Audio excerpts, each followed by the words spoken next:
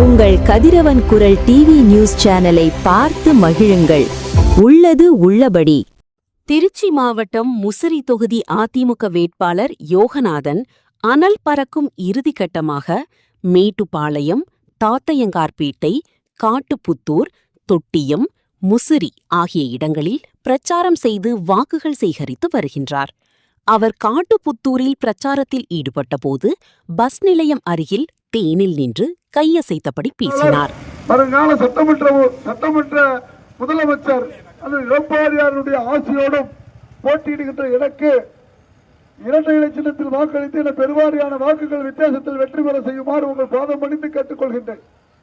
மாண்புமிகு அண்ணன் எடப்பாடியார் அவர்கள் இந்த தேர்தலை முன்னிட்டு 297 வாக்குறுதிகளை மக்கள் நலன் திட்டங்களாக அறிவித்திருக்கின்றார்கள்.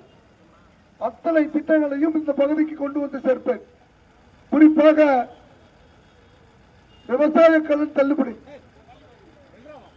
பயிரீட்டு நகைக்கடன், கூட்டுறவு சங்கத்தில் நீங்க பெற்ற விவசாய கடன், பயிரீட்டு நகைக்கடன், கல்விக்கடன் போன்ற கடன்கள் எல்லாம் ரத்து செய்திருக்கிறார் எடப்பாடியார் அவர்கள். அது மட்டும் இல்லாமல் தாலிக்கு தங்கம் மீண்டும் கொடுப்பதாக அறிவித்திருக்கின்றார். மாண்புமிகு புரட்சி தலைவி அம்மா அவர்கள் அறிவித்த திட்டத்தை தாலிக்கு எத்தனையோ திட்டங்களை இந்த அரசு ரத்து செய்துவிட்டது. மக்கள் நல திட்டங்களை எல்லாம் அதில் முத்தான திட்டமான தாலிக்கு தங்கம் திட்டத்தை மாண்புமிகு அண்ணன் எடப்பாடியார் அவர்கள் மீண்டும் கொண்டு வந்திருக்கின்றார்கள். அதில் புதியதாக ஒரு பட்டு புடவை, ஒரு பட்டு வேட்டியுடன் சேர்த்து 1 பவுன் தங்கம், 50,000 ரூபாய் ரொக்கத்தை அளித்து அந்த பெண் நம்ம வீட்டிலிருந்து திருமணமாகி கணவன் வீட்டுக்கு செல்லும் போது தாய் வீட்டு சீதனமாக எடப்பாடியார் அவர்கள் அளிக்கின்றார். அது மட்டும் இல்லாமல் பெண்களுக்கான அருமையான திட்டத்தை கொடுத்திருக்கின்றார்கள்.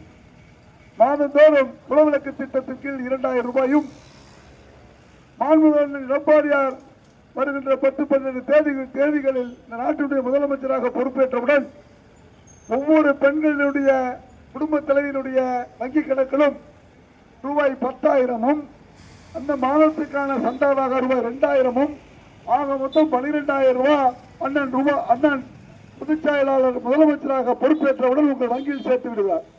பெரியோர்களை, தாய்மார்களை, பெண்களுக்கான திட்டமாக ஆண்டுக்கு 3 சிலிண்டரும் குடும்பத்தோறும் ஒவ்வொரு பிரிச்சும் விலை இல்லாமல் வழங்க இருக்கின்றார்கள். அது மட்டும் இல்லாமல் மகளிருக்கான பெண்கள் மற்றும் முதியோர் அவர்களுக்கு மாதம் ஓய்வூதியம் முன்னால் 1000 ரூபாய் இருந்தது. அதையும் இந்த அரசாங்கம் சரியா கொடுக்கல. வருங்காலங்களில் முதியோர் உதவித்தொகை ரூபாய் 2,000 அறிவித்திருக்கின்றார். இதையெல்லாம் தாண்டி பல்வேறு திட்டங்களை இந்த பகுதியை கொண்டு வந்து சேர்க்கிறதுக்கு நான் கடமைப்பட்டவனாக இருப்பேன்.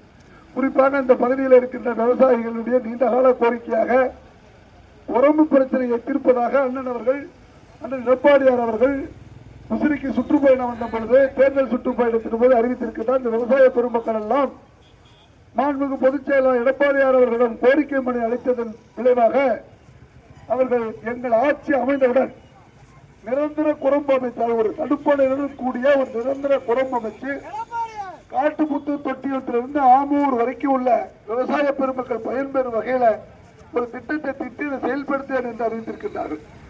அது மட்டும் இல்லாமல் வாழை விவசாயிகள் பயன்பெறும் வகையில ஒரு வாழை பதப்படுத்தும் நிலையத்தை உருவாக்கி அதன் மூலம் ஏற்றுமதி செய்வதற்கு ஏதுவாகவும் திட்டத்தை தீட்டிருக்கின்றார்கள். ஆகவே பெரியவர்களை, தாய்மார்களே, ஒரு ஏழை விவசாய குடும்பத்தில் பிறந்த மாண்புமிகு அண்ணன் எடப்பாடியாரோ இந்த நாட்டுக்கு முதலமைச்சராக வர வேண்டும். அப்படி ஒரு விவசாய முதலமைச்சர் வந்தால்தான் அந்த விவசாய பெருமக்களுடைய இன்னல்கள் போக்க முடியும் என்ற ஒரே சிந்தனையில் இரட்டை இலை சின்னத்தில் வாக்களித்து உங்களுடைய ஆதரவை எனக்கு அளிக்குமாறு உங்கள் பாதம் பணிந்து கேட்டுக்கொள்கின்றேன். நன்றி, வணக்கம். வாக்களிப்பீர் இரட்டை இலைக்கு.